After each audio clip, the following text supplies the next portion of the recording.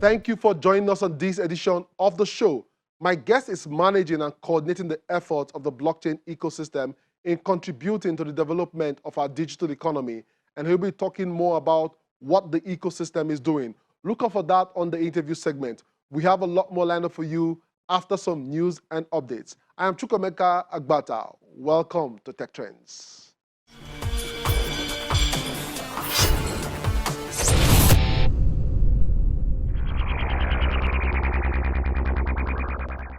We live in an age of innovation where digital technology is providing solutions to problems before we even realize we needed them.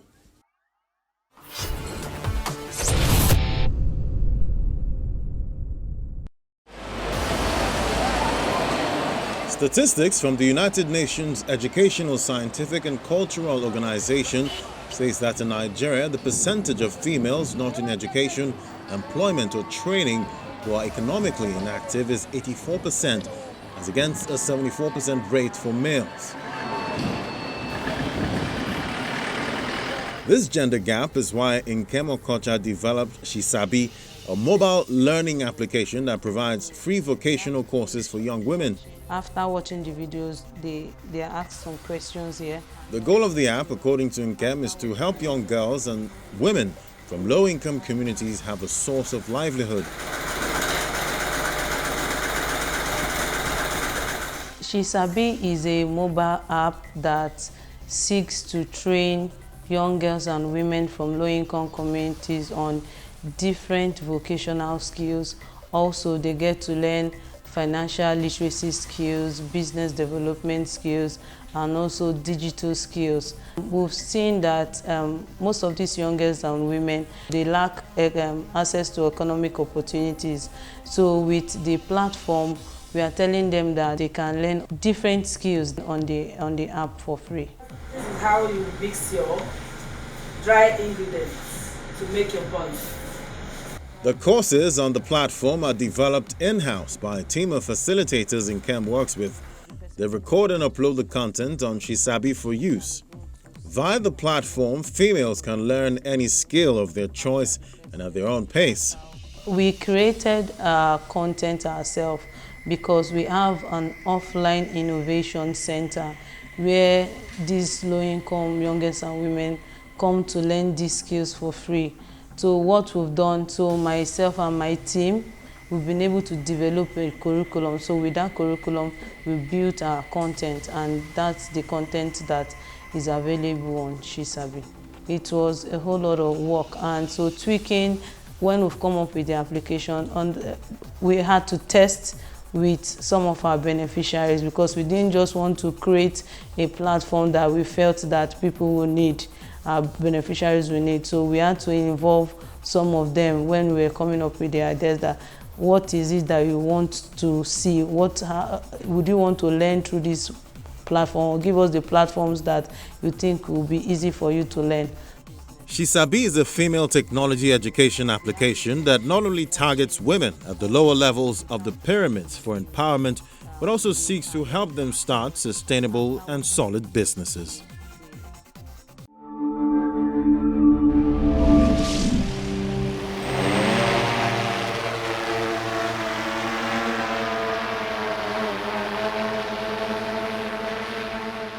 Unmanned aerial vehicles, flying mini robots, miniature pilotless aircraft or drones, as they are popularly known, are one of the major technological advancements of today.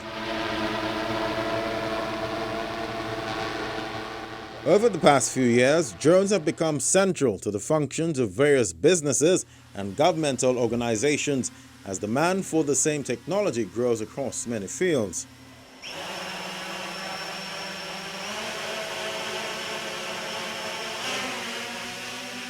In an economic impact assessment, the Association for Unmanned Vehicle Systems International estimated that by 2025, more than 100,000 jobs will be created in the unmanned industry. And this shows the significant contribution of UAS development and why the youths, especially children, need to be prepared for these opportunities.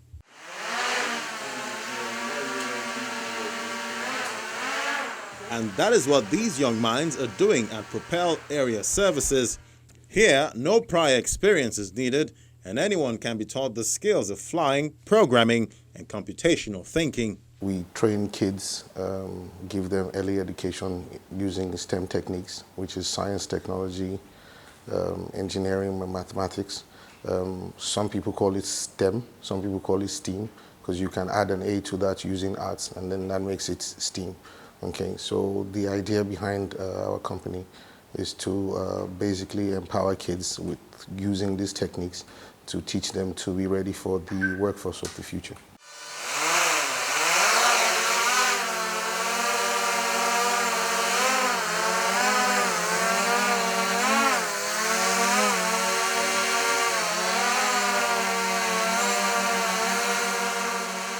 The fast pace of drone technological innovation is tremendous, and the use has great potential to support and address some of the most pressing challenges in various fields in terms of access to actionable, real-time quality data.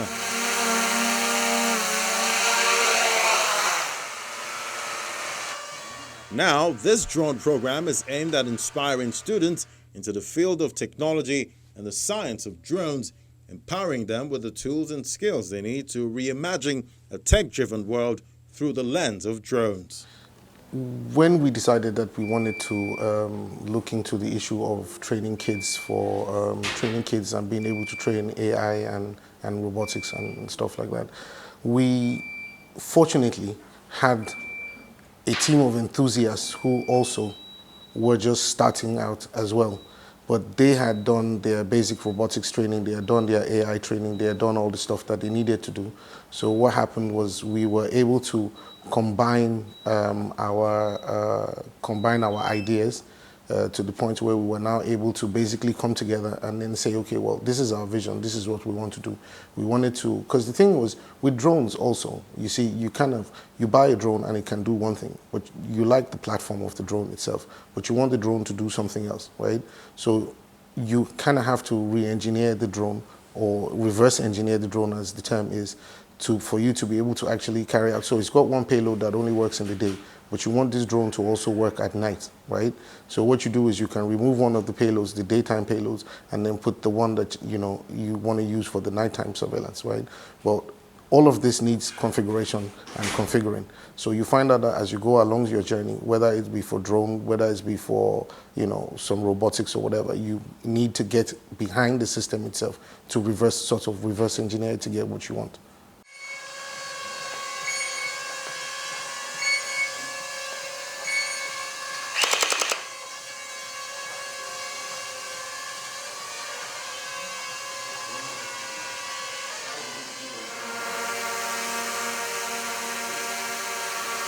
While flying drones can be done for professional and recreational reasons, there are federal rules and regulations that must be obeyed.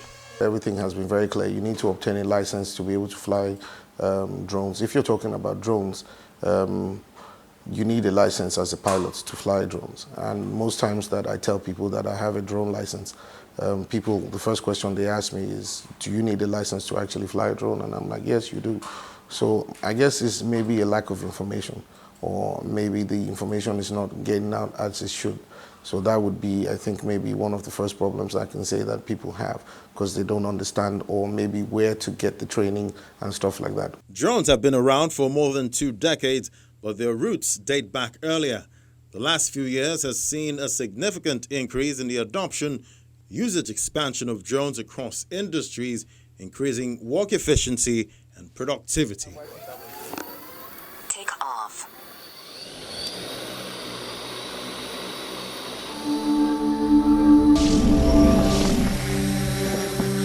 When I fly, I feel powerful. My name is Tony Mwangi. I'm the CEO of Drone Space, Nairobi, Kenya. It was 2017 and Tony Mwangi has had enough of working on live shows and for advertising agencies in Kenya. He headed for South Africa, which has one of the most developed unmanned aerial vehicle or UAV sectors on the continent. Mwangi trained for both a pilot's and instructor's license, which allowed him to land jobs in various countries. In 2018, he decided to fly Hope, hoping to get a head start in the industry before it was legal to own and operate drones in Kenya. When it comes to tech, Kenya is quite advanced, and one of the things that I wanted to do is actually come to Kenya and train people how to fly drones. This is because, of course, some people have started training in this country, but I wanted it to be professional, where people actually fly safely and be professional. In that, of course, when you're a professional pilot, then it will be easy for you to get a job. In many African states, regulation of drone use remains highly restrictive, grounding their potential to help leapfrog infrastructure challenges. Authorities have cited security and safety concerns.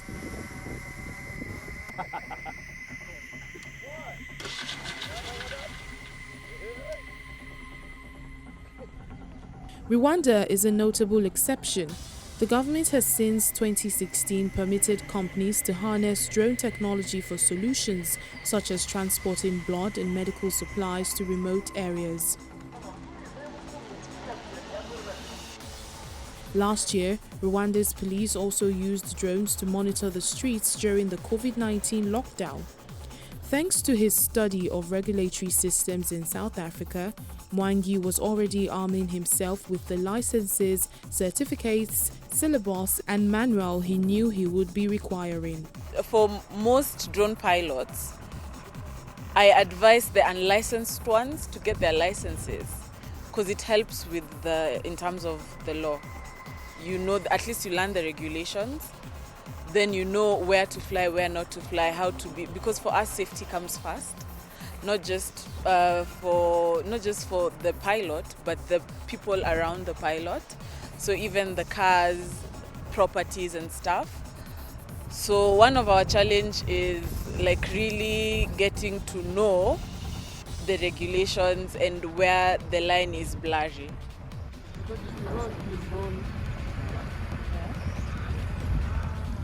Although Kenya began drafting regulations in 2016, it did not adopt legislation enabling drone use until last year. Kenya's aviation regulator also invited training institutions to apply for accreditation, and Mwangi was ready. We opened our doors on December 7th, and of course that was during COVID. We were so surprised because the moment we said that we are opening, and boom, we had 7 people booking. The 2-week course at Drone Space is aimed at pilots willing to invest seriously in drones to create new business opportunities or add value to their current operations. The steep cost is worth it for Eric Mwambaji, who manages IT operations in Africa for an international company. He says that after doing drone space courses, he will begin to pursue a further specialization within the sector. I'm looking at the potential of doing mapping, like surveying, inspections and so on. And even with what Drone Space is doing, who knows? There could be an opportunity to teach others how to do this. Most of the students who joined us in the first cohort are students who are actually in the drone field. People who use drones to do filming, to do mapping. We actually got a few captains from Kenya Airways who actually wanted to come, who actually came so that they could add a skill. And they never knew the future of the airline business. And of course we know world over, so many pilots have been retrenched. And to them, they actually felt that it was only a matter of time. So before they get retrenched, let's get a starting skill.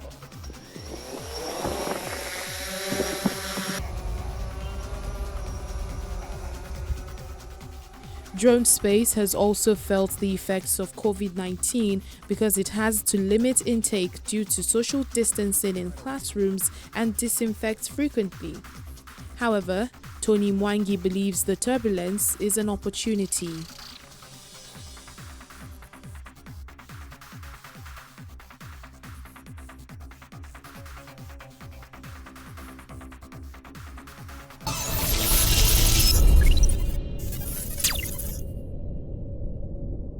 Coming up is my chat with Obinna Iwuno, Executive Secretary of CBAN. Stay with us.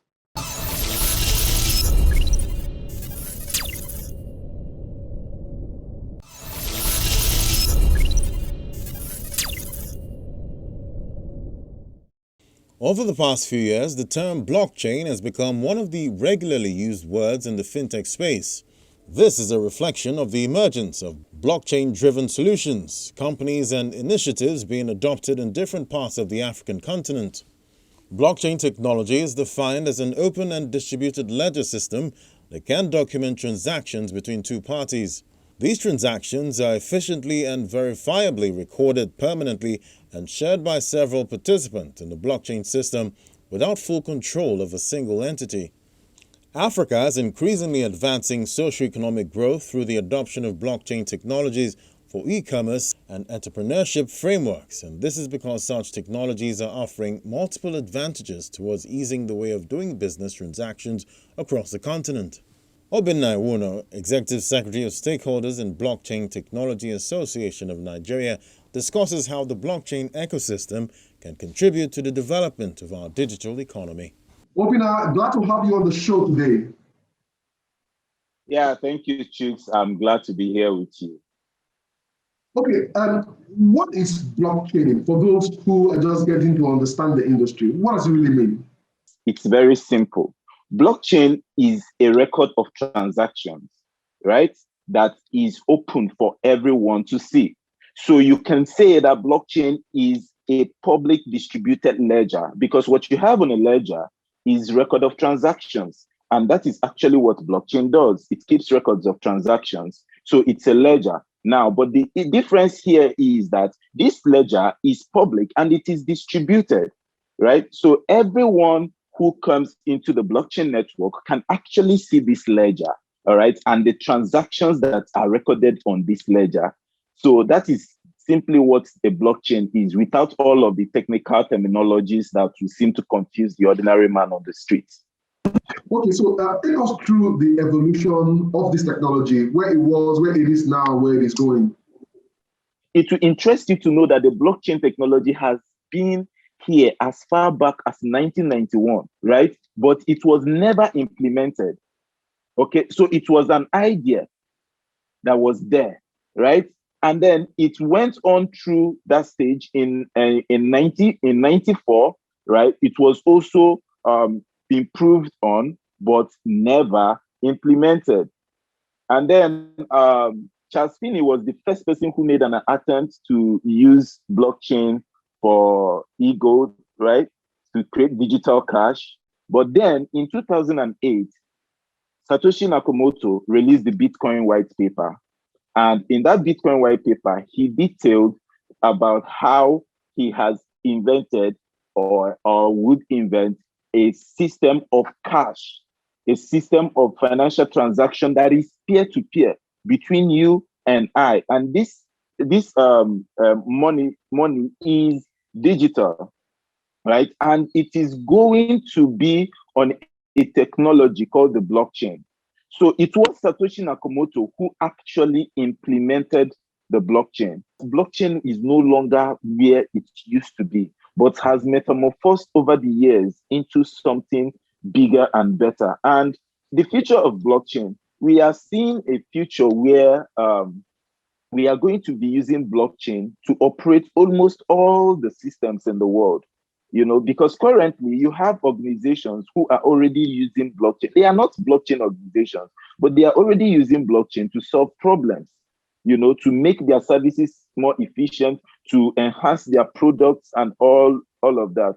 So there's going to be a whole lot of developments to come in the blockchain technology. Yeah, but also at corporates, you know, because I know that outside of Nigeria, a lot of organizations, you know, legacy organizations are also now setting up, you know, blockchain-related departments. Are you seeing that trend in Nigeria as well? Well, I could say that we are hopeful that such will be done. You know, why do I say so? Last year, we received an invitation from NITDA, right, to help Nigeria to design a legal, a framework for blockchain adoption strategy. The Nigerian government says it's aiming to generate $30 billion from the blockchain technology. We can even generate $100 billion from the blockchain technology if we really develop the industry here in Nigeria. Because mind you, Nigeria is a global market when it comes to crypto and blockchain adoption, right? And there is hardly any blockchain project that you would encounter in the world today where you wouldn't find a Nigerian there.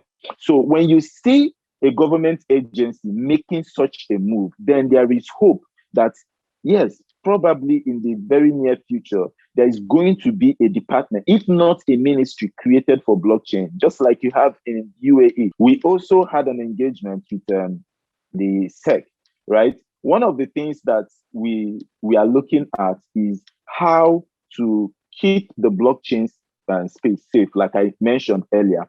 And we designed a strategy for us to verify blockchain projects, and protect consumers, thereby mitigating scams. Okay, our time is about our friend on this show, but I want to try and ask you two quick questions before we jump off.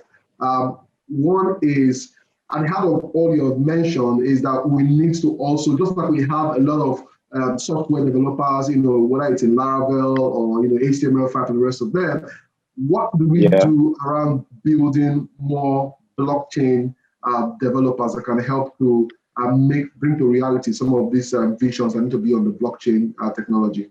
Okay, it's very simple. Two things, two approach. One, build new developers from scratch. Two, let existing developers learn how to build on the blockchain. The second one is even easier, while we build on the first one. So anybody who is already into developing, everybody who is a software programmer, developer, and all of that, it is easier for them to transit, right? All they just need to do is to learn how to build on a blockchain. Learn what the blockchain is. Then learn how to build on a blockchain so that we convert what we already have to speed up process. There are places, there are platforms that teach these things. So there are a lot of resources when it comes to blockchain development. The thing is for them to just get access to right information. Okay, finally, and very quickly, what is your take on the cryptocurrency ban, if you like, and also the fact that CBN is trying to roll out its own CBDC? That is a wrong approach. While Nigeria's CBN is banning, is checkmating cryptocurrency, another country, El Salvador, has made it a legal tender. That is to show you that there is a disconnect. What we are expecting of our government is to say, okay, what is this thing? Come to understand what it is. And then let us look at how you can harness it. Because this is a global industry. Only the crypto market is over $2 trillion. And it is just still at a baby stage. Imagine what will happen when it is fully developed. So any smart government should be looking at taking advantage of it early, because the early adopters becomes the winners in the end. Look at the US. The US has 20,000 blockchain developers. They want to up it up to 40,000, while ours is restricting it. So who exactly are we copying when we say we want to be developed like the first world? Look at the approaches that the first world is taking. So why are you now taking an approach in the opposite direction? Right? So we are for the growth of the industry. We are for regulation. We want to engage the government, right? To see that we harness, because we are losing a lot. We are losing in jobs. We are losing on foreign direct investments. We are losing on economic development because of this approach. Okay, and then come to the issue of CBDC. We don't have an issue with the CBDC, but the main question is this: what is the framework of the CBDC? What is the government intending to achieve with the CBDC? Right? So is the CBDC going to have a property of blockchain? Is it going to be built on a blockchain, or is it going to just be an advanced form of the same Naira, but this time around in digital form? Right? So these are the things that we are looking at. If the government wants to develop their own digital currency, it's a welcome idea, all right? But what is going to be the impact of this CBDC to the Nigerian economy? And what is it going to contribute to development? I mean, there's a lot to talk about this, but let's hang in there. And thank you for asking a lot of questions. Let's hope that the government clarifies soon. Thank you for being on the show today. Keep doing what you're doing. Thank you for the great work that you're doing. Yeah.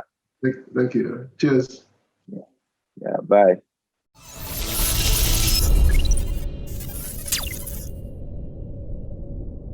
As you've heard from the Executive Secretary, stakeholders in Blockchain Technology Association of Nigeria, Obinna Iwuno, the ecosystem continues to evolve.